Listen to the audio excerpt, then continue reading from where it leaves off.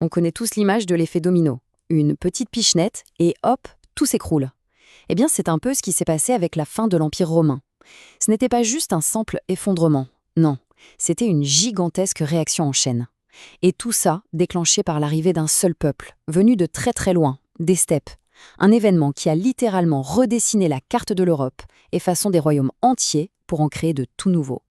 Mais alors, la question se pose, comment est-ce qu'un royaume entier peut tomber dans l'oubli?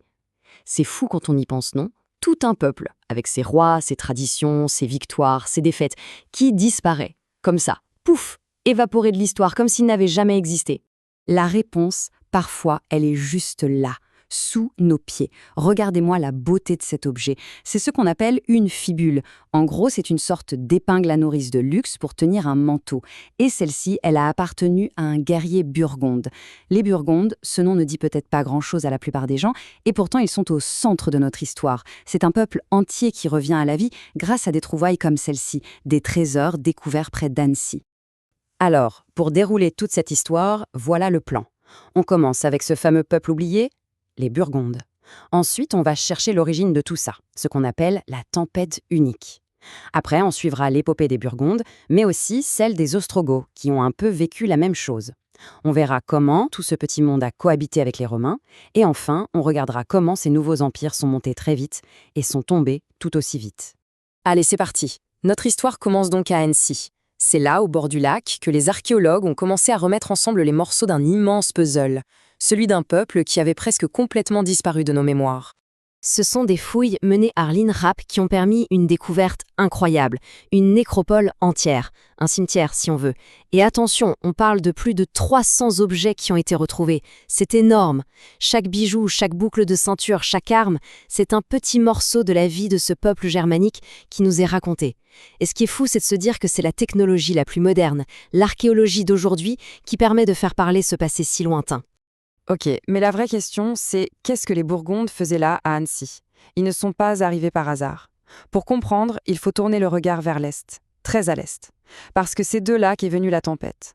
Une force de la nature qui a tout dévasté sur son passage. Les Huns. Alors, les Huques, qui c'était exactement? Eh bien, ce n'était pas un seul peuple, mais une confédération de tribus nomades venues d'Asie centrale. Leur secret, une puissance militaire redoutable, surtout grâce à leurs archers à cheval, qui étaient d'une efficacité terrifiante. Quand ils débarquent en Europe, vers 375, c'est un véritable séisme, une onde de choc. Leurs origines précises, on en débat encore, mais aujourd'hui, grâce aux analyses génétiques, on pense de plus en plus qu'ils sont liés à un autre peuple des steppes, les Xiongnu. Et c'est là que le fameux effet domino se met en place. Suivez bien. Vers 375, les Hun traversent la Volga. Premier domino, ils poussent les Goths qui fuient vers l'ouest. Cette panique se propage. Quelques décennies plus tard, en 436, c'est au tour des Burgondes. Leur royaume sur le Rhin est anéanti. Fini. Les Romains, très malins, récupèrent les survivants et les installent en Sapodia, la Suisse actuelle, pour garder les frontières. Puis, autre rebondissement, l'empire des Hun s'effondre après la mort d'Attila. Ça crée un vide énorme. Et qui en profitent? Les Ostrogoths. Ils s'installent, mais pas pour longtemps. Ils seront à leur tour poussés à bouger jusqu'en Italie. C'est vraiment la mécanique du chaos en action. Bon, revenons à nos Burgondes. Parce que dans cette grande bousculade, ce sont eux les premières victimes directes des Huns. Mais leur histoire, ce n'est pas juste celle d'une défaite. C'est aussi, et c'est ça qui est fascinant, l'histoire d'une renaissance presque miraculeuse. Pour bien se rendre compte du choc, il faut savoir que la destruction de leur premier royaume a été tellement totale, tellement traumatisante, qu'elle a inspiré une des plus grandes légendes européennes, le fameux chant des Nibelungen. Oui, cette histoire épique avec Siegfried, les dragons, les trésors maudits, eh bien, à l'origine de tout ça, il y a le souvenir bien réel de l'apocalypse vécu par les Burgondes. Et c'est là qu'on voit tout le pragmatisme, voire le génie politique des Romains. Face à ces survivants, ils ne se disent pas « on accueille des réfugiés ». Non, ils se disent « on recrute une armée ». Ils prennent ces guerriers burgondes, qui sont redoutables, et ils en font des alliés, des fédérés, comme on disait à l'époque. Leur mission? Défendre les frontières des Alpes. En clair, les ennemis d'hier deviennent les gardes du corps d'aujourd'hui. C'est de la pure réelle politique. D'accord, ils sont installés. Mais concrètement, sur le terrain pour les archéologues, comment on fait la différence? Dans une nécropole, une tombe burgonde et une tombe gallo-romaine locale, ça se ressemble. Comment savoir qui est qui? C'était le grand défi à Annecy. Alors là, c'est un vrai travail de détective qui commence. Le premier indice, le plus simple, ce sont les objets. Les bijoux, les boucles de ceinture, tout ça, c'est de style typiquement germanique. Facile. Mais ça devient vraiment bluffant quand on regarde les squelettes. Certains ont le crâne déformé, volontairement allongé. C'est une coutume qui vient des steppes, des Huns. C'est une signature. Et pour être absolument sûr, l'arme secrète, c'est l'analyse ADN, qui confirme l'origine de la personne. On croise tous les indices, les objets, les coutumes, la biologie. C'est ça l'archéologie moderne. Ok, on a bien suivi les Burgondes, maintenant mettons-les de côté un instant et intéressons-nous à un autre peuple qui a été emporté par la même vague, les Ostrogoths. Leur histoire est super importante parce qu'elle montre que ce qui arrivait aux Burgondes, ce n'était pas un cas isolé, c'était un phénomène bien plus large. Le parcours des Ostrogoths, c'est une véritable odyssée. D'abord, ils fuient les Huns. Puis, après la chute de l'Empire unique, ils deviennent une sorte d'armée de mercenaires, errant et pillant un peu partout dans les Balkans. Ça dure des décennies et ça commence à fatiguer tout le monde, surtout l'empereur romain d'Orient, Zénon. Et là, il a une idée de génie. Au lieu de s'épuiser à les combattre, il leur fait une proposition qu'on ne peut pas refuser. Arrêtez de piller mes terres, allez plutôt envahir l'Italie. Si vous réussissez, elle est à vous. C'est un coup de maître. Il se débarrasse d'un voisin encombrant et en même temps, il affaiblit son rival en Occident. Si on met les deux histoires côte à côte, les parallèles sont frappants. Les deux peuples sont poussés par les Huns. Les deux sont à un moment utilisés comme des pions par les Romains. Et les deux finissent par fonder leur propre royaume. Mais la fin de l'histoire, elle est radicalement différente. Les Burgondes seront absorbés, presque oubliés. Les Ostrogoths, eux, seront anéantis dans une guerre terrible.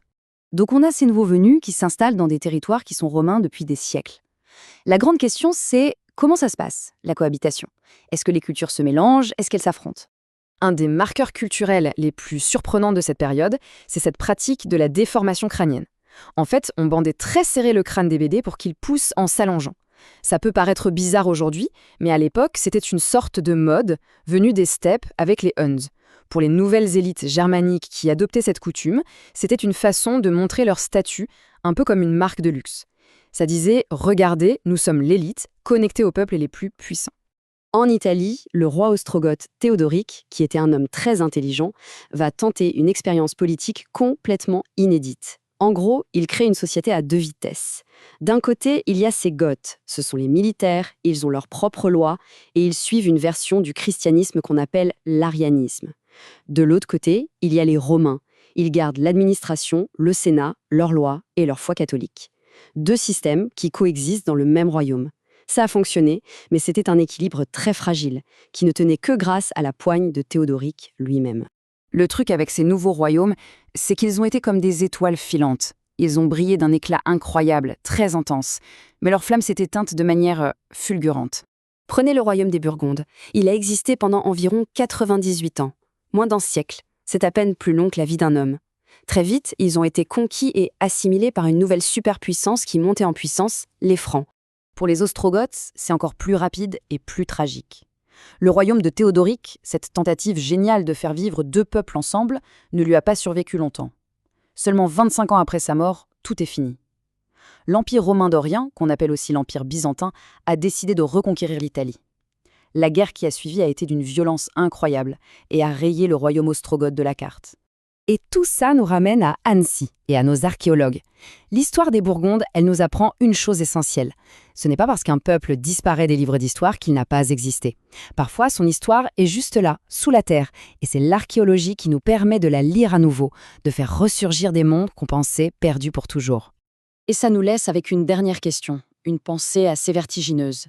Si on a pu retrouver l'épopée d'un peuple entier sous un champ près d'Annecy, combien d'autres histoires, combien d'autres royaumes oubliés dorment encore sous nos pieds, attendant juste qu'on vienne gratter un peu la surface pour les redécouvrir.